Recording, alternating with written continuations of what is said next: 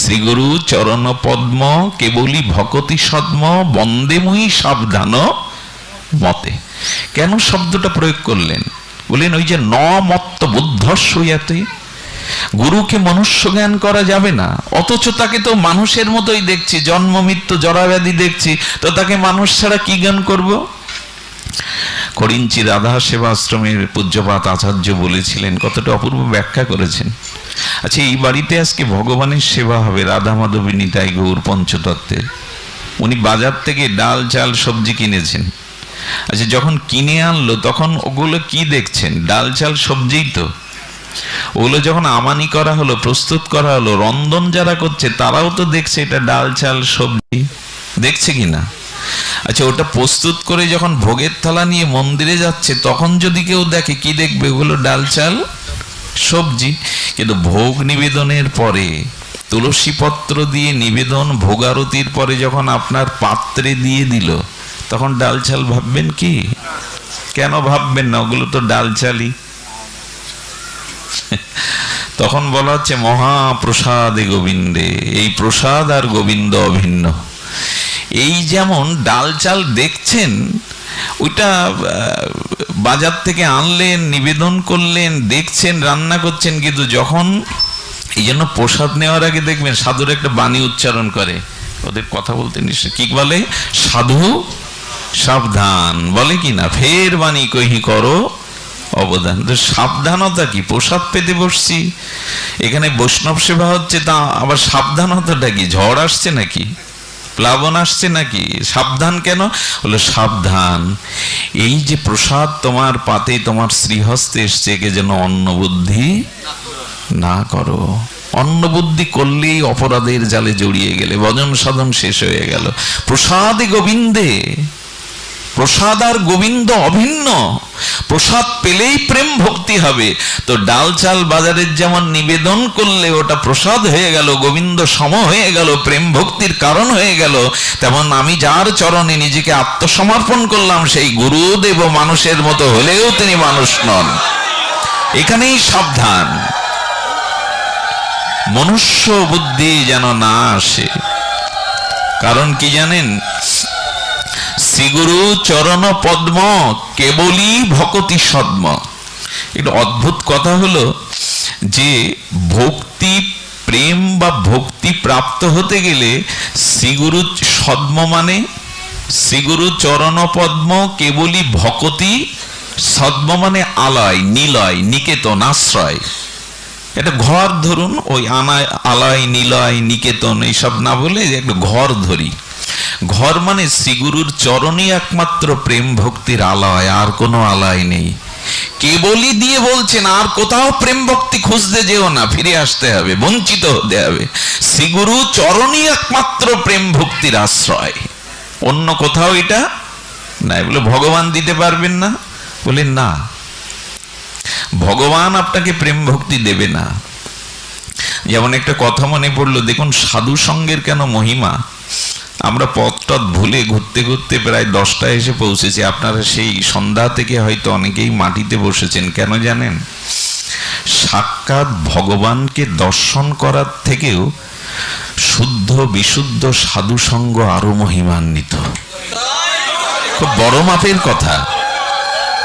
সাক্ষাৎ ভগবানকে দর্শন প্রাপ্তের থেকে আরো সৌভাগ্য বিশুদ্ধ ভজনানন্দী সাধু সঙ্গ করা। তো বলছিলাম, শ্রীগুরু চরণেই একমাত্র, শ্রীগুরু চরণ পদ্ম অর্থাৎ শ্রীগুরু চরণেই একমাত্র ভক্তি, এখানে ছাড়া অন্য কোথাও পাওয়ার উপায় নাই।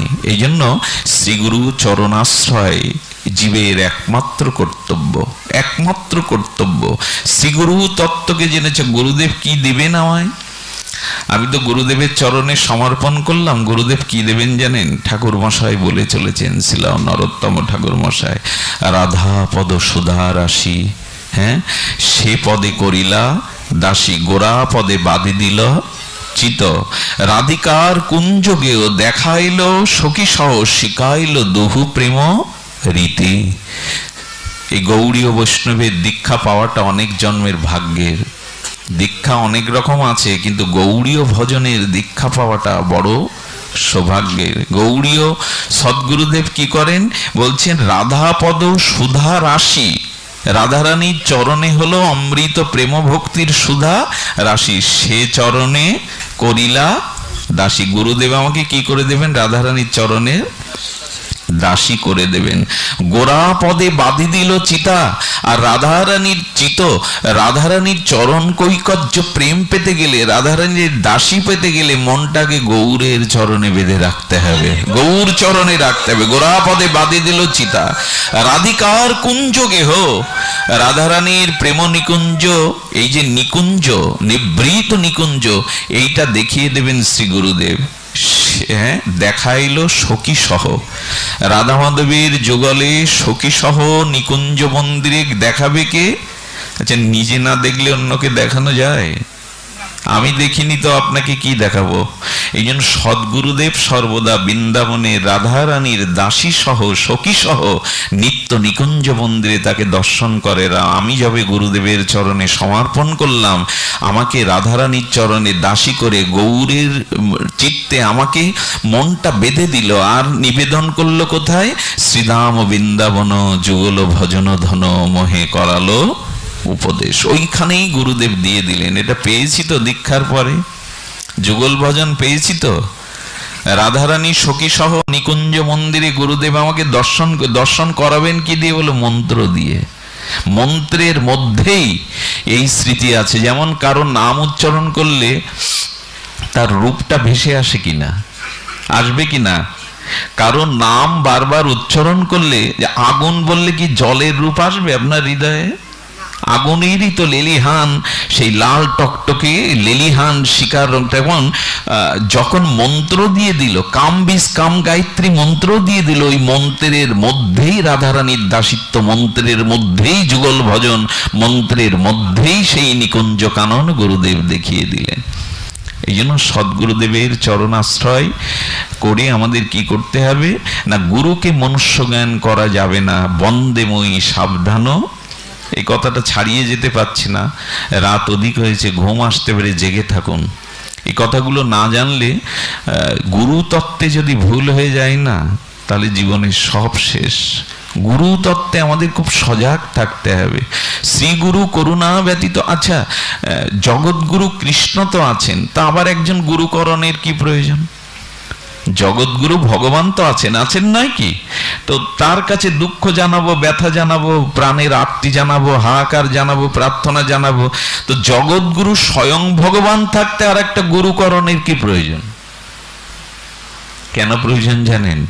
আহা, প্রয়োজন হলো এই জন্য, দেখুন এইখানে কথা বলছে কারা, এটা থামাও। কেন প্রয়োজন জানেন? এই জগতে আমরা এসেছি আমাদের প্রাক্তন কর্ম ফল নিয়ে। আমি সদাচারী ছিলাম, অসদাচারী ছিলাম, আমার জীবনে পাপ আছে, আমার জীবনে পুণ্য আছে। এই জন্য সুখ দুঃখ ভালো মন্দ,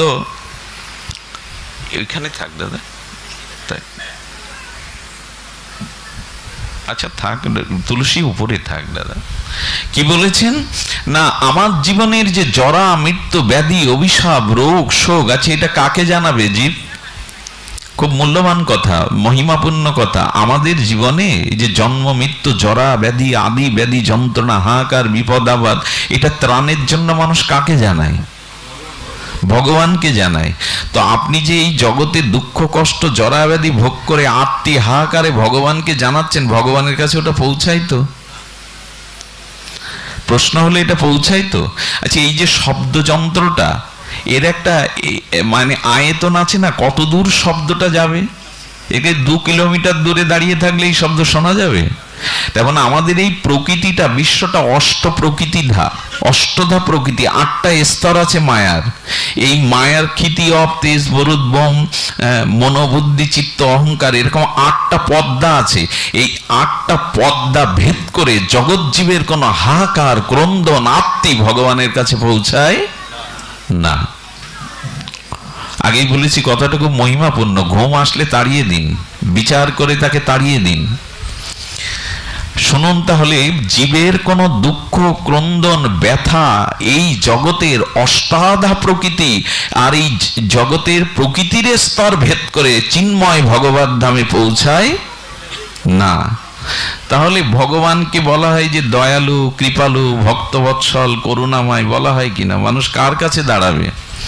আচ্ছা, শ্রীকৃষ্ণ অবতার কি সবসময় হবে আমার দুঃখ কষ্ট দেখে? জগতে এখন পাপ কি কম হচ্ছে? জগতে আসরিক বৃত্তির সংখ্যা কমেছে না বেড়েছে? ওষুধদের সংখ্যা, নাস্তিকদের সংখ্যা। তো গীতায় যে বলছেন ভগবান, ইয়াদা ইয়াদা হি ধর্মস্য গ্লানি ভবতি ভারত অভ্যুত্থানাম অধর্মস্য তদাত্মনম সৃজাম্যহম। এইসব তো বলেছেন। জগতে যখন সাধুর উপরে অত্যাচার হবে, আসরিক শক্তি বৃদ্ধি পাবে, অধর্মের অভ্যুত্থান হবে, তো এখন আসছো না কেন ভগবান? এখন কি অধর্ম কম হচ্ছে? আসরিক শক্তি কি এখন প্রবৃদ্ধি কম হচ্ছে? সাধুদের উপর অত্যাচার কি কম হচ্ছে? তা আসছো না কেন? বলে এরকম বললেই সবসময় আমি আসি না, আমার আসবার একটা নির্দিষ্ট শাস্ত্রে বলা আছে। শ্রীকৃষ্ণ বারবার আসবেন তো আপনার জন্য, গৌর হরি বারবার অবতার নেবে তো, রামচন্দ্র আসবে তো বারবার। তাহলে এই জগতে দুঃখ দুর্দশার হাহাকার যদি ভগবানের কাছে না পৌঁছায়, তাহলে তুমি কিসের ভগবান? তুমি কিসের জীবের ত্রাতা? তুমি কিসের জীবের করুণা ঘনমূর্তি? গোবিন্দ তখন চিন্তা করে দেখলেন, সবসময় অবতার হয়ে জীবের দুয়ারে দুঃখ কষ্ট দূর করবার, সাধুকে রক্ষা করবার, অশুদ্ধদেরকে বিনাশ করবার জন্য আমি সবসময় যেতে পারবে কি? পারবে না। এই জন্য তিনি বলছেন আমি যেতে পারবো না। কিন্তু আচ্ছা, সমুদ্র যদি চাই যে অগাধ জল আমার, জলের উৎস আমি, তো সমুদ্রের জল যেতে পারবে তো লোকের দুয়ারে? কোন কৃষকের ক্ষেতে সমুদ্রের জল ওগুলো দিলে তো কৃষকের ক্ষেতের ফসলই মারা যাবে। নোনা খার জল কি দেবে? কি বৃক্ষের গোড়ায় সমুদ্র কেউ পান করবে কি? আর মাটিতে পড়লে তো লবণাক্ত হয়ে যাবে নোনা। তো সমুদ্র তখন চিন্তা করলো, আমি যদি মেঘ হয়ে বৃষ্টি হয়ে ঝরি। তো গোবিন্দ তখন চিন্তা করলেন, এই জীবের দুঃখ দুর্দশা আরতি নিবেদন তো আমার চরণেই জীবের। তো আমার চরণে যখন জীবের এই আত্মী বেদনা হাহাকার, তখন আমাকেই তো জীবের কল্যাণ করতে, আমিই তো জীবের প্রভু, আমিই তো জীবের গতি, আমিই তো জীবের একমাত্র আশ্রয়, আমার ছাড়া তো জীবের কোনো আশ্রয় নেই। তখন গোবিন্দ চিন্তা করলেন, আমি যদি কৃষ্ণ রূপে না গিয়ে, গৌর রূপে না গিয়ে, শ্রী গুরু রূপে জগতে আবির্ভূত হই, আমি শ্রী গুরু রূপে জগতে এসে জীবের দ্বারে দ্বারে গিয়ে জীবের দুঃখ দুর্দশা আত্মার স্বরূপ স্মৃতিকে আমি জাগিয়ে দিয়ে তাকে প্রেম ভক্তি দেব। এই জন্য পদে কি বলছেন, জীবের নিস্তার লাগি নন্দসুত হরি জগতে প্রকাশন গুরু রূপ। জীবের নিস্তার ভগবান করছেন না, শ্রী গুরু রূপে এসেই করছেন। কারণ সব সময় তার অবতার হবে কি? হবে কি সব সময়? তাহলে জগৎ জীবের কি দশা হবে? এই জন্য কারুণ্য ঘন ঘনত্ব মূর্তি নিয়ে শ্রী ভগবানই সদ্গুরু রূপে জগতে অবতীর্ণ হন। এই হলো গুরুতত্ত্বের সার কথা। গুরুতে গোবিন্দে কোনো পার্থক্য, বরঞ্চ আমাদের গোস্বামী পাদরা বলেছেন, আচার্য পাদরা, আপনার দুয়ারে কাল প্রভাত বেলায় যদি দেখেন শ্রীকৃষ্ণ আর গুরুদেব একসাথে এসে হাজির, কাকে প্রণাম করবেন? আগে শ্রীগুরুকেই প্রণাম করতে হবে। কারণ কৃষ্ণকে ভগবানের তত্ত্ব আমি জানি না, গুরুদেবই কৃপা করে আমাকে জানিয়েছেন। শ্রীগুরুকেই আগে প্রণাম করতে হবে, কারণ তিনি আমার জ্ঞান দাতা, চক্ষুদাতা। আচ্ছা, চক্ষুদানও দিল যেই জন্মে জন্মে প্রভু সেই। তা গোবিন্দ আমাকে চোখ দেয়নি, আপনাকে দেয়নি? গুরুদেব আবার কোন চোখ দিল আমাকে? আমাদের দুটো চোখ দিয়েছে কিনা স্বয়ং ভগবান। তা গুরুদেব আমাকে আরেকটা কি চোখ দেবে? হ্যাঁ, কারণ এই চোখ দিয়ে ভগবত দর্শন হয় না। এই চোখ দিয়ে মায়াকে দেখা যায়, পৃথিবীকে দেখা যায়, আমার কতটা সম্পত্তি, কত অট্টালিকা বাড়ি, তারকা খচিত আকাশ, আর সবকিছু দেখা যায়। কিন্তু ভগবানকে দেখতে গেলে জ্ঞানাঞ্জন শলাকায় গুরুদেব আমাকে দিব্য দৃষ্টি দিয়ে দেবেন। সেই দৃষ্টির দ্বারা ভগবানকে দর্শন করতে হবে। এই দৃষ্টিতে, এই চোখের দৃষ্টিতে এই জন্য ভগবানের অচিন্তর রূপ দেখবার জন্য অর্জুনকে পর্যন্ত গোবিন্দ স্বগুরু রূপে তাকে শিষ্যাস্তে মাং সাদিমাং প্রপন্নম। অর্জুন বলেছিল আমি তোমার শিষ্য, এখন আমি সখা নই, এখন আমি অর্জুন নই, আমি তোমার শিষ্য। তুমি আমাকে কৃপা করে সেই দিব্য দৃষ্টি যাও যাতে তোমাকে দর্শন করতে পারি। এখানে এত কথা বললে অনুষ্ঠান শেষ, ওদের সরিয়ে দিন। কি বলছেন যে না, দিব্য দৃষ্টি চাই, দিব্য দৃষ্টি ছাড়া ভগবানকে দেখা যাবে না। তাহলে সদ্গুরুদেব কি করেন একটু লক্ষ্য করুন, মন চঞ্চল, সময়ের ব্যস্ততায় তবু সদ্গুরুদেব কি করবেন? যেই আপনি চরণে আশ্রয় নিলেন, গুরুদেব কি করেন? আপনি একটা ফুল গুরুদেবের হাতে দিলেন, একটা ফল দিলেন, তেমনি আপনি নিজেকেই গুরুদেবের চরণে, দীক্ষা মানে কি? আত্ম সমর্পণ। বিক্রি করা গরু, আপনার বাড়িতে যে গাভীটা পুষেছেন 10 বছর ধরে, ওটা বিক্রি করে দিলেন, পরের দিন গরুর দায়িত্ব কি আপনার? তারপরে যেদিন দীক্ষা নিলাম সেদিন গরু বিক্রির মতো নিজেকে চিরদিনের জন্য গুরু চরণে বিক্রি করে দিলাম। একেই বলে আত্মসমর্পণ। আমার নিজস্ব স্বাতন্ত্র আর নাই, কোনো স্বাতন্ত্র নাই। এই জন্য গুরুগত জীবন হতে হয়, শ্রী গুরুদেবের আনুগত্যে জীবনকে চালাতে হয়, তাহলে আর ভয় নাই, পড়ে যাওয়ার, স্খলনের, পতনের, বিনাশের ভয় নাই। গুরু চরণ আশ্রয় করেই থাকো, কারণ তুমি স্বাতন্ত্র হতে যেও না। অর্জুন যদি ভগবানের কথা না শুনে নিজের সেই বিষাদ যোগে থাকতো, কুরুক্ষেত্রের যুদ্ধ সম্পন্ন হতো, এদের বিনাশ হতো। অর্জুন বলল আমি আমার ভাইয়ের রক্তে রঞ্জিত হয়ে সিংহাসনে বসবো না, কেউ আমার শ্বশুর, কেউ আমার মাতুল, আমি যুদ্ধ করতে, ওদের হত্যা করতে উদ্যত হয়েছে, আমি পাপী হয়েছে, আমি ভিক্ষা করে খাবো। তো কতগুলো আপাতত মধুর লাগে, কিন্তু শ্রীকৃষ্ণ চাবুকের আঘাত দিয়ে দিলেন। এবং মাসমো গমপাত্য নৈনত পর্যুদ্ধতে ক্ষুদ্র হৃদয়ং দুর্বলং তেক্ত তিষ্ঠ পরম তপদ। এই অনার্যচিত তোমার স্বভাব কোথাতে এলো? কাপুরুষতা কোথা থেকে এলো তোমার ভিতরে? ভগবান যেন আঘাত করলেন তাকে বিবেকে। তার কারণ হলো সদ্গুরু দেবের আনুগত্যেই জীবন চালাতে হবে। আপনি যদি আপনার স্বাতন্ত্রভাবে জীবন চালাতে চান, খাদে পড়ে যেতে হবে। তাহলে গুরুদেব কি করলেন? আমাকে দীক্ষার পরে আত্মসমর্পণ করে গুরুদেব গোবিন্দ চরণে, রাধারানীর চরণে আমাকে সঁপে দিলেন। আচ্ছা, ভগবানের সাথে কেউ তর্ক করে? তো ভগবানের উপরে তর্ক করে নিজের সিদ্ধান্তকে অটল রেখে বিজয় করতে পারে কারা? শ্রী গুরুদেবী। ভগবানের সাথে যদি কেউ তর্ক করতে পারে আর ভগবানের কাছে আপনাকে সমর্পিত করে কল্যাণ করতে পারে, এই অধিকার একমাত্র আছে শ্রী গুরুদেবের। যেদিন আমাদের সমর্পণ করলেন ভগবত চরণে, সেদিন ভগবান বললেন কাকে দিলে? বুঝতে পারছেন তো? ভগবান জিজ্ঞাসা করছে তুমি আমার চরণে কাকে সঁপে দিলে প্রসাদী করে? বলেন প্রভু এই জগতের জীব যে আমার চরণে এসেছিল, আমি তো যা কিছু পাই তা তো তোমাকে নিবেদন করি। গুরুদেব কি পান? গুরুদেব কি পান? গুরুদেবের ভগবানের প্রসাদী ছাড়া কিছু। গুরুদেবকে যদি কখনো ফুল তুলসী দেন, কোথায় দেবেন? তুলসী গুরুদেবের চরণে দেবেন? ভগবান তো খবরদার। দেখুন, প্রতিটা সতীসাধ্যী নারীকে বলা হয় পতি পরম গুরু, পতি পরমেশ্বর বলা হয় কিনা? আচ্ছা, আমার সামনে যদি কেউ আমার স্ত্রীকে বলে তোমার পতি হলো পরমেশ্বর, এই কথা শুনেই যদি আমি দাবি করি তোমার আর গোবিন্দ ভজন টজন করা লাগবে না, আমিই তো তোমার ঈশ্বর, এই কথাটা কে মানবে? স্ত্রী না স্বামী? বোঝা গেল না তো? পতি পরমেশ্বর, এটা কাকে, কার মানবার জন্য বলা হয়েছে? কাকে গ্রহণ করবার জন্য বলা হয়েছে? স্ত্রীর জন্য। এখন স্বামী যদি বুঝে বসে আমি পরমেশ্বর আর কৃষ্ণ ভজন টজন তোমার লাগবে, কথাটা ভুল হলো কিনা? ভুল হলো। স্বামী ভাববে আমি তার পতি, কিন্তু স্ত্রীর কাছে একজন পতি হলো পরমেশ্বর। তেমনি শাস্ত্রে বারবার বলছেন গুরু কৃষ্ণ অভিন্ন, যেই কৃষ্ণ সেই গুরু।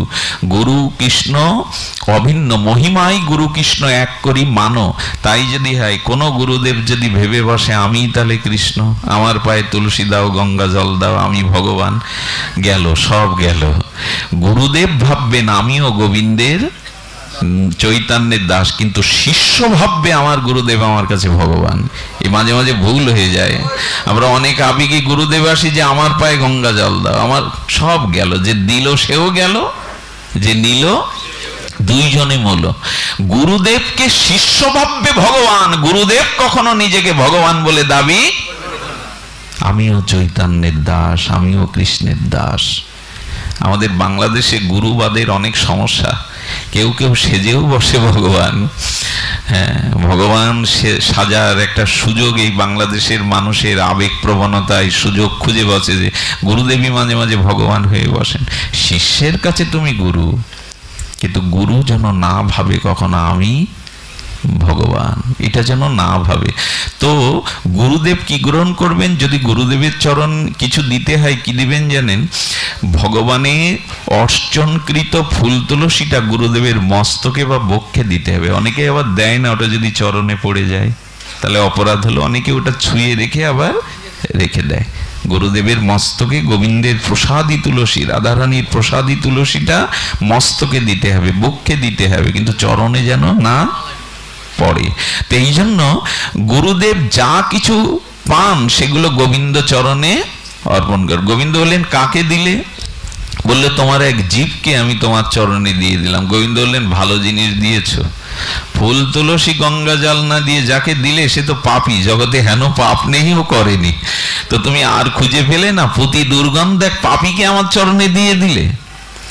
গুরুদেব তখন ভগবানের সাথে তর্ক বাঁধিয়ে দিচ্ছেন। এইটা গুরুদেবের ক্ষমতা আছে, গুরুদেবের কাজ এটা। বলবেন প্রভু ওকে যে তোমার চরণে দিয়েছি কেন, তোমাকে একটা গল্প বলি। শুনছেন তো? কথাটা না শুনলে আজ বঞ্চিত হবেন, এত দূর কষ্ট করে আসাটা বঞ্চনা পাবেন। সেটা হলো সারাৎসার কথা হলো, বললেন প্রভু তোমাকে একটা গল্প বলি। এক ব্যক্তি একটা গাছে উঠেছিল, গাছ থেকে পড়ে তার হাত ভেঙে গেল, চুরচামার হয়ে গেল। ডাক্তারের কাছে গেল, 5,000 টাকা দিয়ে দিল। ডাক্তার অপারেশন করে আর ওইখানে প্লাস্টারটার করে একটা সুতো ঝুলিয়ে গলায় ঝুলিয়ে দিল। এখন তখনই ডাক্তারকে বলছেন আমি 5,000 টাকা দিলাম, অপারেশন করলেন, তো গলায় ঝুলিয়ে দিলেন কেন? আমার হাত আমার গলায় কেন ঝুলালেন? বললেন অন্যের গলায় ঝুলিয়ে দিলে হাত আর একটা ভেঙে ফেলবে সে, তোমার হাত তোমার গলায় থাকতে হবে, অন্যের গলায় দিতে। আর যদি বলো আমি গলায় নেব না, তাহলে গেল, ওই হাত আর ভালো হবে না। তো গল্প শেষ। ভগবান বলছেন গুরুদেবকে গল্পের অর্থ কি দাঁড়ালো? অর্থ হলো এই যে জগতের জীব মায়ার গাছে উঠেছিল, কামনা বাসনা তোমার মায়ার জীব মায়ার গাছে উঠেছিল। এখন এই কামনা বাসনা মায়ার গাছে উঠে ভেঙে হাত পা ভেঙেও পড়েছে। এখন শোনো, হাতটা যার তার গলেই বাঁধবো না অন্যের গলে বাঁধবো? ভগবানকে গুরুদেব জিজ্ঞাসা করছে। তো বলে না, যার হাত তার গলে বাঁধতে বলে, জীব তো তোমার, জীব অন্য কারো ন। এই দেহের অংশ যেমন হাত, তেমনি প্রতিটা জীব তোমার অংশ। তুমি নিজ মুখেই গীতাতে বলেছ মামই বাংশ জীবলোক জীবভূতা সনাতন। জীব তোমার অংশ, তো দেহের অংশ যেমন হাত ভেঙে গেলে ওইটা গলায় বাঁধতে হয়, তেমনি তোমার জীবকে তুমি গলায় নেবে না তো কে নেবে? ভগবান নীরব হয়ে গেলেন। বললেন তো তুমি অপারেশনটা কি করলে? বলে ওষুধ রূপ মন্ত্র কানে দিলাম আর তিলক রূপ প্লাস্টার করে দিলাম, তিলকের রং তো প্লাস্টার, আর গলায় কোনটি মালা দিয়ে দিলাম, মানে গলায় ঝুলিয়ে দিলাম। দেখুন যারা কৃষ্ণ মন্ত্রে দীক্ষা শিক্ষা নিয়েছেন, তিলক না নিয়ে জপ করলে কিন্তু সব নিষ্ফল হয়ে যাবে। কেন এত লজ্জা? আচ্ছা, মরার পরে যখন কপালে হরে কৃষ্ণ লিখে তিলক কেটে দেয় তখন লজ্জা পান না? তার মানে মরে গেলে নেবে, বেঁচে থাকতে নেবে না। কিন্তু মরে গেলে নিয়ে কি হবে? যম বলেছিল যে তিলকমালা কোনটি ধারণ করে সে আমার। যমকে বলেছিল যদি সামান্য মালার সম্মান সে রাখে, সামান্য মালার আচরণ করে, তিলকের সদাচরণ করে, যম তুমি তার কাছে। এত কেন লজ্জা? মৃত্যুর পরে কপালে দিয়ে দেবে, তখন তো প্রতিবাদ করেন না যে আমি দেব না, আমার লজ্জা লাগছে। এগুলো দিতে হবে। এমনকি যদি অফিসে যান, আপনার প্রতি কেউ বৈষম্য করে, তবে আপনি জল তিলক নিয়ে নেবেন, কিন্তু তিলক নিতেই হবে। যদি বাইরের সমাজে চলতে গেলে অফিস আদালতে আপনাকে প্রতিবন্ধকতার সম্মুখীন হতে হয়, প্রতিকূলতা, তবে জল দিয়ে তিলক নেবেন। এগুলো ঊর্ধ্বপুণ্ড বলে। কিসের এত লজ্জা? বরঞ্চ আমরা দেখেছি মাদ্রাসায় চাকরি করে আমাদেরই অনেক বৈষ্ণব দাদারা, তারা তিলক মালা শিখে নিয়ে গেলে মুসলমানরা তাকে বেশি সম্মান করে। তুমি তোমার ধর্মকে ঠিকঠাক পালন করছো। যারা করে না বরঞ্চ তাদেরকেই মানুষ দু চার দিন বলতে বলতে আপনার আচরণ শুদ্ধ হলে দেখবেন ওই জিনিসগুলো আপনার সম্মানের পাত্র হবে। আর এগুলো আমাদের বাঁচায়। এই শিকা মাথায় নিয়ে সিনেমা হলে ঢুকবেন তো পেছন সিটে যে বসেছে সে টান দেবেই দেবে, বেটা তুই এখানে কেন? তোমার ওটাই বলে দিচ্ছে সিনেমা হলের জায়গাটা তোমার না। দেখুন তখন বলছেন প্রভু আমি ওই প্লাস্টারের উপর তিলক দিয়ে দিয়েছি, আর ওই সুতো মানে গলায় কন্টি দিয়ে দিয়েছি, আর মন্ত্র ওষুধের কানে দিয়ে দিয়েছি, প্রভু এবার তোমার জিনিস তুমি ঝুলিয়ে রাখো, যা করবো করো, আমি তোমাকে দিয়ে দিই, জয় রাধে, দিয়ে দিয়েছি তোমার কাজে। তো গুরুদেব আমাদের গোবিন্দ চরণে দিয়ে দিলেন, জানিয়ে দিলেন এই জীব তোমার, তুমি ওর আশ্রয়। এই হলো শ্রীগুরু মহিমা। এই জন্য গুরু মহিমাতে আমাদের কি করতে হবে না, শ্রীগুরু চরণে আমাদের আশ্রয় করতে হবে। বারবার বলা হয়েছে যদ্যপি আমার গুরু চৈতন্যের দাস, তথাপি জানি আমি তাহার প্রকাশ। গুরুদেবের মধ্যেই ভগবানের প্রকাশ। মর্তবুদ্ধি করবেন না, গুরুদেবের সাথে হাসি ঠাট্টা। শ্রী গুরুদেবের সামনে যেতে গেলে কিছু মহিমা আছে, শ্রী গুরুচরণে যাতে অপরাধ না হয়। দেখুন এগুলো আমরা ভুলতে বসেছি। শিশু আরণি গিয়েছিলেন গুরু আশ্রমে, পড়েছেন না আরণির কথা? এই ছোট্ট শিশু কৈশোরে উপনীত হলেই আগেকার তো গুরু আশ্রমে পাঠানো হতো। গুরু আশ্রমে গিয়ে তারা বসে থাকতো না। শাস্ত্র শিক্ষা পাঠদানের পরে, শাস্ত্র অধ্যয়নের পরে, বিদ্যা অধ্যয়নের সাথে সাথে কেউ কৃষিকাজ, কেউ গোরক্ষা, কেউ গুরুদেবের জন্য জঙ্গলে কাষ্ঠ কাটতে যেত। তা গুরুদেবের শিষ্যরা ফসল লাগিয়েছে, অঝড় ঝড়ে বৃষ্টি হচ্ছে, ফসল ভেসে যাবে, ক্ষেতটা ডুবে যাবে। আরণি, গুরুদেব বলছেন আরণি ওই জলটা ভেঙে যদি প্রবেশ করে আল দিয়ে, তুমি ওই জলটা বাদ দিয়ে রাখো যাতে ফসল নষ্ট না হয়। শিশু আরণি গিয়ে দেখলো জলের স্রোত বারবার বারবার মাটি দিয়ে আটকাতে, প্রবল স্রোত। ভাবলেন গুরুদেব আজ্ঞা দিয়েছে, গুরু বাক্য সদা সত্য পালনীয়, এই জন্য তিনি কি করলেন, মাটি দাঁড়াচ্ছে না বিদায় শরীরটাই ওখানে আল করে দিয়ে দিলেন। সারা রাত জল গেল ওর উপর দিয়ে, সারা রাত ওখানে যখন মুমূর্ষ মৃতপ্রায়, গুরুদেব বলছেন কিরে আরণি ফিরে আসেনি? গুরুদেব নিজে গিয়ে বললেন আরণি কোথায়? তুমি গিয়ে দেখলেন তখনও আলের পাশে মুমূর্ষ প্রায় শুয়ে আছে জল আটকাবার জন্য। গুরুদেব বললেন সবাইকে ফেলে পড়ে আছো আমার কাছে, এভাবে জীবন উৎসর্গ করে কেউ জল আটকায়? বুকে নিয়ে আশীর্বাদ করলেন, ভগবানকে পাবে তুমি, সর্ব আশীর্বাদ আমি তোমার উপরে দিলাম।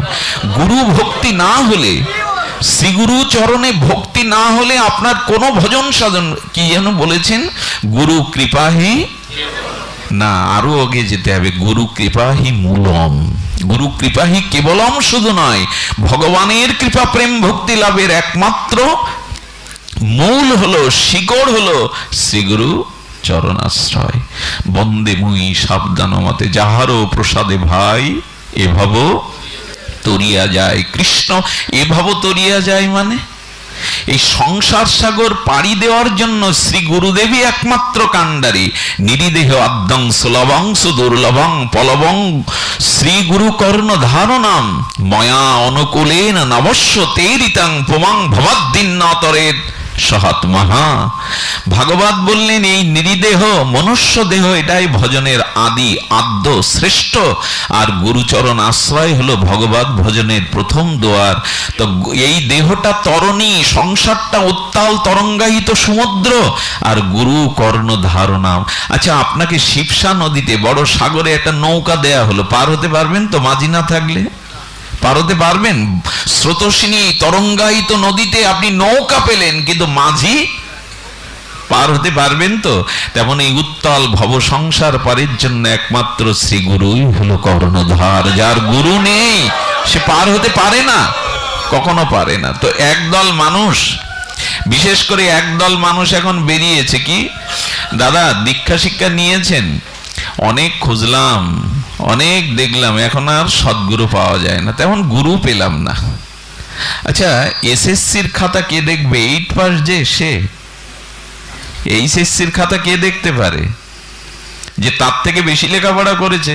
তো ও খুঁজে বেড়াচ্ছে মনের মতো। আমরা এই আশ্রয়তে ছিলাম যে কাণ্ডারী শ্রী গুরু ছাড়া কেহ নাই, কাণ্ডারী একমাত্র শ্রী গুরুদেব। তাই দয়া করে সংশয় মুক্ত হয়ে শ্রী গুরুদেবের আশ্রয়ে থাকাটাই আমাদের একমাত্র উপায় বা লক্ষ্য। তবে গুরু সেবা চাই। গুরুকরণ করার পরে যদি আপনি মন্ত্র সাধন আহ্নিকটা না করেন, এই একটা অলসতা আমাদের হিন্দুদের পেয়ে বসেছে, সনাতনী হিন্দুদের। আমরা পাশের মানুষদের দেখি তারা ঝড় বৃষ্টি উপেক্ষা করে 5 বার আজানে মসজিদে যাবেই। কেউ কেউ তারা বাড়িতেও মায়েরা 60% মুসলিম নারীরা নামাজ আদায় করে, প্রভাতে কোরআন তেলাওয়াত করে, কিন্তু 3 বেলা আহ্নিক করতে বলেছেন গুরুদেব, সেটাও 1 বেলা করা। তো বীজ কি আপনি এনে ঘরে রেখে দেবেন? পাটের বীজ, ধানের বীজ, ওখানে ফসল হয়ে আপনার অভাব দূর করবে? ওটা উপযুক্ত ষোড়শ মৃত্তিকায় বপন করে কি করতে হবে? জল সার দিতে হবে। ওটা দিলেই তবে কল্যাণ হবে। তবে হ্যাঁ, আজকাল একদল বলছে আমি গুরু প্রেম না। আচ্ছা, তুমি যদি গুরু খুঁজে পাও, মানে তুমি নির্ণয় যদি করো এই সদ্গুরু, তাহলে গুরুদেবকে সার্টিফিকেটটা তুমিই দিলে যে ইনি গুরু। একদল লোক এরকম বেরিয়েছে, ভালো গুরু নেই, কার চরণে আশ্রয় নেই, এই করতে করতেই জীবন কাটিয়ে দেয়। সরলতা নেই, বিশ্বাস নেই। সরল বিশ্বাসে সদ্গুরুদেবের। আচ্ছা, কেউ যদি গুরুচরণ আশ্রয় করার পরে দেখেন গুরুর মধ্যে কিছু বিক্রিয়া, গুরুর ভিতরে কাম আছে, ক্রোধ আছে, লোভ আছে, কি করবেন? করণীয় কি? এই করেই সর্বনাশটা হয়। দীক্ষা নেওয়ার আগ পর্যন্ত আপনি বিচার করতে পারবেন, কিন্তু দীক্ষা নেওয়ার পরে গুরুদেবের কোনো বিক্রিয়া দেখে বিচার করবার আপনার ক্ষমতা নেই। আর বিচার করলেই সব গেল, মন্ত্রও গেল, শ্রীগুরু করুণাও গেল, ভজনও গেল। খবরদার, শ্রী গুরুদেবের কোন একজন যেতে যেতে না, এক শিষ্য দেখছে গুরুদেব একটা কলার কাঁদি পেকেছে না, কলার থেকে 2-3 ছড়া কলা নিয়ে নিলেন এদিক ওদিক, তাকে এটা চুরি কিনা। তো তখন বলছে, হায় হায়, একজনকে আমার গুরুদেবের এই দশা, আরে কলার ছড়া এইভাবে নিয়ে নিলেন চুরি করে। বললেই তো কত শিষ্য আছে। তখন খবরদার, মুখ এঁটে ধরেছে সেই সুদীজন। বললেন, গুরুদেব কলা চুরি করেছে, এই দোষ ও তুমি সঠিক দেখনি, তো কি দেখতে হবে বলুন? আমার চোখের সামনে চাক্ষুষ দেখলাম। বলে, এটা তোমার চোখের দোষ, গুরুদেবের দোষ না। তোমার ওইটা ভগবানের সেবাই, গুরুদেব হয়তো তাকে বলে নিয়েছেন ভগবানের সেবাই, এটা তোমার চোখের দোষ। আচ্ছা, গুরুদেবের ভিতরে যদি কাম দেখা যায়, কি বলেছেন জানেন? যেহেতু গুরু কৃষ্ণের স্বরূপ, তাই শ্রীকৃষ্ণ যেহেতু ব্রজে লীলা বিলাস করেছিলেন, আমার গুরুদেব যদি কৃষ্ণ হয় তবে লীলা বিলাসের অধিকারী তিনি, এই ভাবতে হবে। সেখানে যদি বিক্রিয়া আসে আপনার মনে, গুরুদেবে অশ্রদ্ধা এলেই সব গেল। আর প্রায় মানুষ এই সমালোচনা করে। আচ্ছা, যদি বলেন আমার গুরুদেবের লোভ খুব, তবে লোভের মধ্যে চিন্তা করতে হবে কি জানেন? লোভের মধ্যে চিন্তা করতে হবে, ভগবান বামন দেব 3 পদ জাগাছে, পুরো পৃথিবী নিয়ে নিলেন, তাহলে বামন দেবেরও তো লোভ ছিল। আমার গুরুদেবের এই লীলাটা বামন লীলার অবতারের লীলা, এটা গুরুদেবের বামন অবতারের লীলা। আচ্ছা, গুরুদেবের ভিতরে যদি ক্রোধ থাকে, তখন কি চিন্তা করতে হবে? দোষ না দেখে চিন্তা করতে হবে, নৃসিংহ অবতারেও তো ক্রোধ দেখিয়েছিলেন ভগবান, ওইটা নৃসিংহ লীলা চলছে ওনার মধ্যে। বোঝা গেল? গুরুর কোনো বিক্রিয়া দেখে। আচ্ছা, বলে ওই যে নিত্যানন্দ যদি সুরি বাড়ি যায়, তথাপি আমার গুরু নিত্যানন্দ, গুরুদেব যদি বেশ্যালয়ে প্রবেশ করেন, কি সমালোচনা করবেন? বলে, হ্যাঁ, আমার ক্ষমতা নেই, কিন্তু ওই পতিতাকে প্রেম দেওয়ার ক্ষমতা আমার গুরুদেবেরই আছে। প্রেম দানের জন্য জীবের দ্বারে দ্বারে যাচ্ছেন, প্রেম দানের জন্য। এই জন্য গুরুদেবের কোনো, বৈষ্ণবের কোনো বিক্রিয়া দেখে, এই কথাটা কিন্তু অনেকেই মেনে নিতে পারবেন না, কিন্তু এটা না মানলেও আপনার ভজন ওইখানেই সমাপ্তি। বিশ্বাস ছাড়া কেউ কিছু পেয়েছে কখনো? এক গুরুদেব এসেছেন নিয়ম সেবায় এসেছেন রাজার গৃহে, প্রতি বছরে 1 মাস থাকেন। রাজা রানী তাকে সাক্ষাৎ ভগবত জ্ঞানে সদ্গুরুকে ভজন করেন, নিত্য তার চরণ অভিষেক করেন, মাল্যদান করেন, নিজ হাতে সেবা করেন।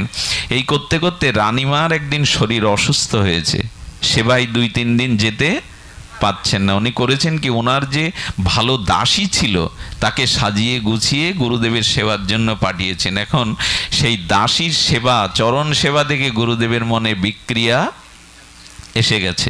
বিক্রিয়া যেই এসেছে, সঙ্গে সঙ্গে দাসীকে বললেন, আমি তোমাকে গ্রহণ করতে চাই স্ত্রী রূপে। উনি শুনেই আস্তে কেঁদে পড়লেন, কর্ণে অঙ্গুলি দিয়ে, আমি রানীমায়ের সেবিকা, তার দাসী। একথা বললে অপরাধ হবে। বললেন, তুমি ওদের চেনো না, তুমি আমার স্ত্রী হলে তোমাকে গুরু মা রূপে রাজারানী সম্মান করবে। তো সেই প্রলোভনে ওনাকে স্বীকার করলেন, মাল্যদান দিয়ে বিবাহ করলেন। দুদিন পর রানীমা সুস্থ হয়ে যখন ঘরে ঢুকছে, দেখে বাম পাশে ওই বসে আছে।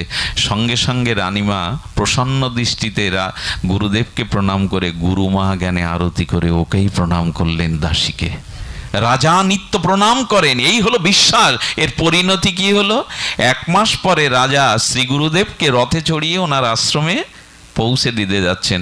বনের মধ্যে এসে গুরুদেব ভালো মন্দ 1 মাস খেয়েছে, তো ভালো মন্দ রাজবাড়িতে রাজভোগ খেয়েছে বলে বড় ক্ষুধা পেয়েছে বলে, গুরুদেব তাহলে বন থেকে আমি কোনো ফল আনি। অনেক অনেক চেষ্টা করে একটা ফল যখন গুরুদেবের হাতে এনে দিলেন, তখন গুরুদেব মনে মনে করছে, যে কাজ আমি করেছি ওর বাড়িতে, তো বিষ ফল খেয়ে আমাকে মারার বন্দি না তো, যার দুর্বলতা আছে তার তো সন্দেহ আসবে। আচ্ছা, বললেন এই ফলটার নাম না জানলে তো আমি ফল পেতে পারছি না, নাম জেনে এসো। মানে উনি খেতে চাইছেন না। যে বৃক্ষের তলে ফলটা পেয়েছিলেন, অনতি দূরে এক ঋষি বসেছিলেন। ঋষি হাসছেন, এদিকে এসো, আমি ফলটা বলে দিচ্ছি। গুরুদেবকে দিয়ে বলবে, গুরুদেব ফলটা কাটলেই ওর মধ্যে ফলের নাম লেখা আছে। গুরুদেব যখন ওটা চিনলেন, মানে অর্ধেকটা করলেন, অর্ধেক অংশ কি দেখলেন জানেন? ওপরে লেখা রয়েছে ফলের নাম কর্মফল। আর দুই ফলেতে দেখছেন কি? দেখছেন ওই যে গুরু আর যাকে বিবাহ করেছিলেন তারা নরকে গমন করছেন, আর রাজা রানী বৈকুণ্ঠে রথে উঠে ভগবানের ধামে গমন করছেন। আপনার বিশ্বাস আপনাকেই তরাবে। আপনার গুরু যদি সামর্থ্য নাও হন, আর আপনার বিশ্বাস যদি থাকে, হ্যাঁ, একজন তান্ত্রিক গুরু, সে তান্ত্রিকতা করে, শ্মশান মশানে তাকে বেশ পাগড়ি টাগড়ি বেঁধে নৌকায় পার হচ্ছে। মাঝি মনে করেছে, সরল মাঝি, লেখাপড়া জানে না, গুরু কৃপা না হলে নাকি কিছু হয় না। দাদা একটু সরে আসুন এদিকে, আপনি দেখতে পাচ্ছেন না। শ্যামল দাস সরে আসুন। তো কি বলছেন যে না, গুরু কৃপা, ওই নৌকার উপরেই চরণ জড়িয়ে ধরেছে গেরুয়া পরা দেখে এই তান্ত্রিকের, সে ছল কপট নিয়েই চলে, বেশ ধরে চরণে বললেন, গুরু মহারাজ আমাকে দীক্ষা দিন, আমাকে করুণা করুন। একবার কাঁদতে বলে, কি আছে তোর কাছে? গুরু দক্ষিণা কি দিবি? বলে, এই নৌকা বেয়ে যা যা যাত্রীর কাছে পারানি পেয়েছি সব আপনার। দিয়ে দেওয়ার পরে বললো, কিছু তো একটা দিতে হবে। কানে কানে বললেন 10 হাত হত্যর মন্ত্র। কি দিলেন? 10 হাত কোনো মন্ত্র হয়? ওং নেই, নম নেই, শ্রী নেই, আন্দাজেই 10 হাত বলে দিলেন। টাকাগুলো তো নিতে হবে। ও চোখের জলে এপার ওপার করে আর প্রাণ আকুলতা করে ডাকে, 10 হাত 10 হাত। মা দুর্গার প্রাণ টলে গেল। শ্রী দুর্গা দশভুজা বলল, সারাটা দিন কাঁদে আর আমায় ডাকে। মন্ত্রর দিকে লক্ষ্য না করে ভাবের দিকে লক্ষ্য দিয়েছেন শ্রী দুর্গা দেবী। এই পরমা যোগমায়া এসে বললেন, এত কাঁদিস কেন? আমি থাকতে পারলাম না, তবে আয়, যা করলে গোবিন্দ চরণ পাবি, উদ্ধার পাবি, আমি তোকে সেই মন্ত্রই দিচ্ছি। স্বয়ং যোগমায়া দেবী মা কৃষ্ণ মন্ত্রে কানে দীক্ষা দিয়ে দিলেন ওকে। প্রেম ভক্তি পেয়ে গেল।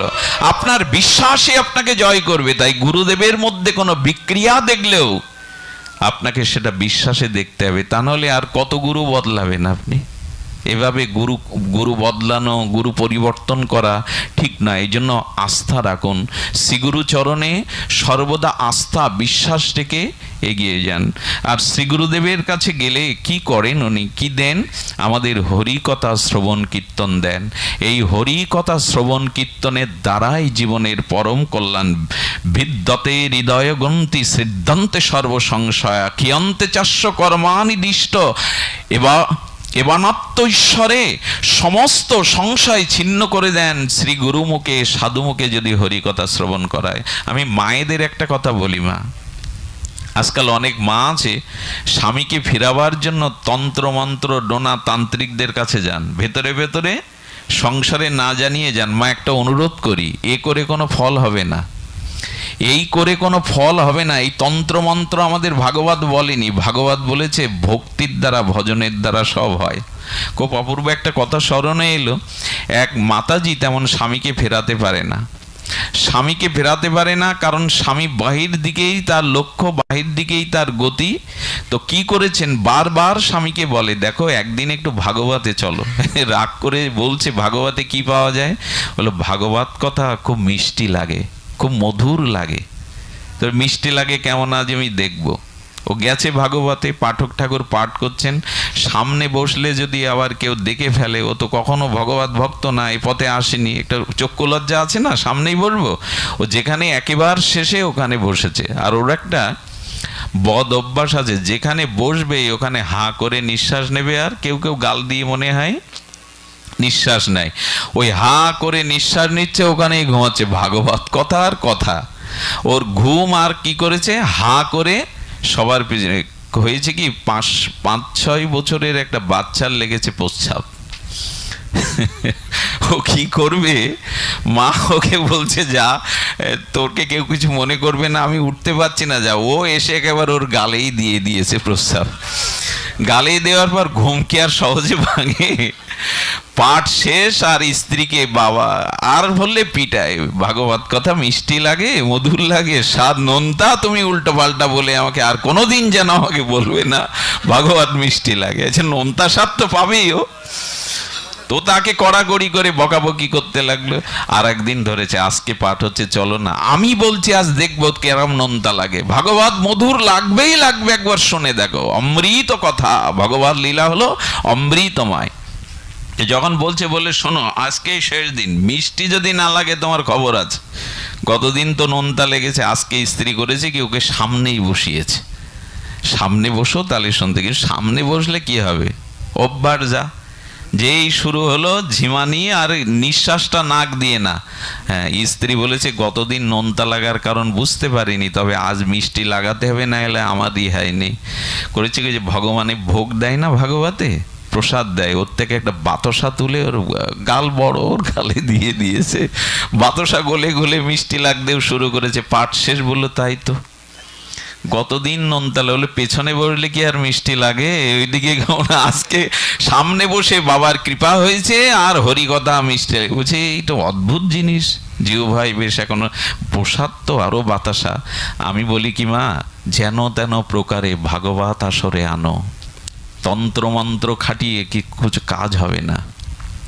ভাগবতই পারে মানুষকে আত্মকল্যাণ করতে, ভাগবতী পারে মানুষকে আত্মার। এই ভাগবত শ্রবণই, আমি সবশেষে 5টি তত্ত্ব বলেই পাঠ বিশ্রাম করছি। শ্রীগুরু মুখে যদি ভাগবত কথা শ্রবণের ভাগ্য হয়, শ্রীগুরু মুখ নির্গলিত যদি হরিকথা শ্রবণের ভাগ্য হয়, কারণ সাধু গুরু বৈষ্ণব তিনে এক, একে 3। সাধু মুখে বৈষ্ণব মুখে যদি হরিকথা শুনতে পান, তাহলে পরম কল্যাণ সাধিত হবেই। সেই কল্যাণটা কি, যখন 11,000 বছর রাজত্ব সমাপ্ত করে রঘুপতি রাজীবলোচন মর্যাদা পুরুষোত্তম রাম বৈকুণ্ঠের জন্য প্রস্তুতি নিতে বললেন সমগ্র বৈকুণ্ঠবাসীর। এমনকি ওইখানের অযোধ্যার ঘাসগুলো বৈকুণ্ঠে নিয়ে যাবেন, মাটি সহ বৈকুণ্ঠে। আচ্ছা, কত বড় ভাগ্য, যোগী ঋষিরাও বৈকুণ্ঠ পায় সাধনা করে। কিন্তু অযোধ্যাবাসীর প্রতিটা প্রাণীকেই ভগবান নিয়ে যাবেন নিত্যলোকে, বৈকুণ্ঠ লোকে। চলো, 5 জন যায়নি। কজন যায়নি? রামচন্দ্রের সাথে বৈকুণ্ঠে যায়নি 5 জন। কারা তারা? একজন হলো বিভীষণ, দ্বিতীয় জন জয় রাধে, জয় রাধে, জয় রাধে বাবা, দ্রুত দিয়ে যাও। দ্বিতীয় জন হলো হনুমান, তৃতীয় জন হলেন বিভীষণ, আর হলো আরেকটা নাম আছে বিবিধ আর মহেন্দ্র। কটা নাম হলো? বিভীষণ, জাম্ববান, হনুমান, বিবিধ, মহেন্দ্র। এরা কেন যায়নি? স্বয়ং ভগবানের সাথে পুষ্পরথে বৈকুণ্ঠে যাবে না। এই সুযোগ আপনাকে দিলে আপনি হারাবেন? কখনো হারাবেন না। স্বর্গের কথা বললেই নেচে উঠবো, সেখানে আর বৈকুণ্ঠ, তাও প্রভু রামের সাথে, সীতার সাথে। কত বড় ভাগ্য। প্রথমে এগিয়ে এলো বিভীষণ। বিভীষণ যাবে না, বৈকুণ্ঠে যাবে না। বিভীষণ বলল না প্রভু। কেন গেলেন না জানেন? এই দেখেন, আপনার ভেতরে যদি কোনো কামনা থাকে, আপনি ভগবানের বন্ধু হতে পারেন, ভজন করতে পারেন, কিন্তু কোনো কামনা যতদিন আসে ততদিন ভগবানের নিত্যধামে আপনি যেতে পারেন না। রামচন্দ্র রেখে গেলেন কেন জানেন? এই বিভীষণ যেদিন প্রথম রামচন্দ্রের চরণে এসেছিল, সেদিন মনে মনে কি কামনা নিয়ে এসেছিল জানেন? বালিকে বধ করে সুগ্রীবকে যেমন কিঞ্চিৎ রাজা করেছে, রাবণকে বধ করে প্রভু যেন আমাকে এই লঙ্কার সিংহাসনে বসায়। কামনা নিয়েই প্রভুর চরণে এসেছিলেন। প্রভু অন্তর্যামী বুঝেছিলেন। ওই দিনেই রাজ তিলক করে বললেন, আজ থেকে ঘোষণা করলাম তুমি লঙ্কার অধিপতি। রাবণ বিনাশের পরে তাকেই রাজা করলেন। আর বললেন, তোমার যখন ইচ্ছা হয়েছে, একবারও বললেন না প্রভু আমি রাজ্য চাই না, আপনার চরণ চাই, একবারও বললেন না। এই জন্য কি ঘটলো? বললেন, এক কল্পকাল তুমি রাজ্য সুখ ভোগ করো, যেদিন এই কামনা মিটবে সেদিন আমার চরণে ফিরে এসো। এক কল্পকাল। বিভীষণ আজও আছে, তবে আজকের যে লঙ্কা দেখি, এই লঙ্কা ওই লঙ্কা না। একে বলে সিংহল, একে বলে সিংহল, একটা দ্বীপ। এটা আছে, ভৌগোলিক অবস্থানটাও জানিয়েছে এক মহাত্মা, আমরা তার সন্ধান হয়তো বলতে পারবো না। সেখানে বিভীষণ এক কল্পকাল রাজা থাকবেন। কামনা থাকলে না জড়িয়ে যেতেই হবে। বৈকুণ্ঠে যাওয়া, এ আমার সেই আমার, এই না হলে হবে না, এই ভোগ না হলে হবে না। এই জন্য ভগবানের চরণকেই চান, ভগবানের চরণকেই আশ্রয় করুন, সব মিলবে। হনুমানের ডাক এলো, হনুমান প্রস্তুতি নাও। এ কথা বড় মার্মিক কথা। হনুমান হাত জোর করে বলল, প্রভু বৈকুণ্ঠ তো আপনি নিয়ে যাবেন, ওইখানে আপনার হরিকথা আছে তো, সাধুসঙ্গ আছে তো? রাম বললেন, বৈকুণ্ঠে হরিকথা সাধুসঙ্গ নেই, কারণ সেখানে তো আমি স্বয়ং আছি, আমাকে হলে হবে না হনুমান তোমায়। বললেন, প্রভু এ দাসকে ক্ষমা করবেন, এ দাস আপনার কোনো আদেশ কখনো লঙ্ঘন করেনি, তবে আজ লঙ্ঘন করবে। যেখানে তুমি আছো অথচ তোমার সাধু সঙ্গ হরিকথা নেই, সেখানে হনুমান যাবে না। সেটা বৈকুণ্ঠ হলেও হনুমান যাবে না। তো সেখানে আমি আছি, যাবে না? বললেন, না প্রভু, তবে শোনো শোনো প্রভু, শুধু তোমাকে পেয়ে আমার অল্প পাওয়া হবে, কিন্তু জেনে রাখো এই জগতে যেখানে তোমার গুণকীর্তন সাধুরা করে, সেখানে আমি তোমাকেও পাবো, তোমার লীলা কথাও পাবো। শুধু তোমাকে পেলে লীলা কথা বৈকুণ্ঠে পাবো না। হনুমানকে আশীর্বাদ করছেন রাম, তবে জগতে থেকে যাও, যেখানে যেখানে যত্র তত্র আমার গুণকীর্তন হবে, তুমি তাদেরকে আশীর্বাদ করো, তাদের শিরে অভয় হস্ত দিও, তাদের যেন ক্ষতি না হয়ে যায়, তাদের জন্য তুমি সর্বদা হনুমান রক্ষা করবে। আর যেখানেও হনুমান যে আছে, যেখানে হরিকথা সেখানেই হনুমান। হনুমান এই কথাই বলেছিল, প্রভু তুমি ভক্তকে বর দিয়েছ, নাহং বসামি বৈকুণ্ঠে যোগিনং হৃদয় নচ মদ্ভক্ত যত্র গায়ন্তি তত্র তিষ্ঠামি। আমি সবসময় বৈকুণ্ঠে থাকি না, যোগী হৃদয়ে থাকি না। যেখানে আমার ভক্তগণ মিলিত হয়ে আমার গুণকীর্তন করে, সেখান থেকে আমি এক চুলও পর্যন্ত নড়ি না। তাহলে বৈকুণ্ঠে গেলে শুধু তোমায় পাবো, আর জগতে হরিকথার সাধু সঙ্গের মধ্যে থাকলে আমি হরিকথাও পাবো, লীলাও পাবো, তোমাকেও পাবো। তাই আমি যেখানে হরিকথা। আচ্ছা, এই কথার যুক্তি কি? বর্তমান এই মুহূর্তে এই এক জায়গায় কি হরিকথা হচ্ছে বাংলাদেশে? আচ্ছা, যত যত হরিকথা হচ্ছে, হনুমান কত কত জায়গায় যাবে? হনুমান বললেন, আমি কোটি রূপ ধারণ করে প্রত্যেক ভাগবতে গিয়ে সেটা শ্রবণ করব। শিব সাক্ষাৎ ভগবান শঙ্কর হনুমানজি এসেছেন প্রভুর সেবার জন্য। এই জন্য ভগবান শঙ্কর পারেন না একসাথে 1 কোটি রূপ ধরতে। এই হলো কারণ। হনুমান যাননি। তৃতীয় জনকে জাম্ববান। লঙ্কার যুদ্ধ সমাপ্ত, সব বানরদের নিয়ে বসেছেন ভগবান। ভগবান এবার বলছেন, কার কি বীরত্ব আমায় একটু বলো। একজন এসে বলছে, আমি ওই রাক্ষসকে মেরেছি। একজন বলছে, রামচন্দ্র আবার মালা দিয়ে দিচ্ছেন, তাকে একটু নাম ধরে ডাকছেন। সব শেষে পালা পড়ল বৃদ্ধ জাম্ববানের। জাম্ববান কিন্তু বৃদ্ধ। জাম্ববানকে বলছেন, জাম্ববানজি আপনি কাকে বধ করেছেন? বললেন, প্রভু আমার সাথে যুদ্ধ করার মতো বীর এ লঙ্কায় কেউ নাই, তবে রাবণের ছিল, তাকে তো তুমিই বধ করে রাবণ বিজয়ী হলে, আমার আর সুযোগ দিলে কই। তবে প্রভু আমার একটু ইচ্ছা ছিল আমার সমান যিনি যোদ্ধা তার সাথে একটু যুদ্ধ করতে, তো তুমি ছাড়া তো আর কেউ আমার সমকক্ষ নেই, তোমার বলের সাথে একটু যুদ্ধ। এই ইচ্ছাই ফেসে গেল, এই ইচ্ছাই যেতে পারলো না। তবে কি করবে? বলে, তাহলে তোমাকে যদি এই ইচ্ছা, ভক্তবাঞ্ছা কল্পতরু, ইচ্ছা পূরণের জন্য এই লীলা নয়, তুমি থেকে যাও। আসছে গোবিন্দ লীলাতে, যেদিন সামন্তক মুনি খোঁজবার জন্য আমি যাব, সেই প্রসেনজিতের কাছে যে সামন্তমণি বাঘ নিয়েছিল, বাঘটা নিয়ে যখন যাচ্ছিল তখন জাম্বুবান ওটা থেকে বাঘকে পরাস্ত করে সেই মণি নিয়ে জাম্বুবতীকে দেয়। আর গোবিন্দের একটা বদনাম হয়, বদনাম হলো গোবিন্দ হয়তো মণিটা চুরি করে নিয়েছে। প্রসেনজিৎ এই জাতীয় বদনাম গোবিন্দকেও দিয়েছিল। কলঙ্ক দূর করবার জন্য গোবিন্দ গুহার মধ্যে গিয়ে দেখে ওই মণিটা আছে জাম্বুবানের কাছে। কৃষ্ণকে তো পূর্বলীলায় রামকে চেনে জাম্বুবান, বললো মণি দিতে গেলে আমার সাথে যুদ্ধ করে আমাকে পরাস্ত করতে হবে। ওই লীলার সেই ইচ্ছা পূর্ণ করছেন। একবার চান না ভগবানকে, কোটি জন্ম পরেও আপনার ইচ্ছা পূর্ণ করবেন, তিনি ভক্তবাঞ্ছা। তো সেই 18 দিন ব্যাপী যুদ্ধ হলো। 18 দিন যুদ্ধের পরে কেউ পরাস্ত না হলে জাম্বুবান বুঝলেন আমার রামচন্দ্র ছাড়া আর কেহ নয়।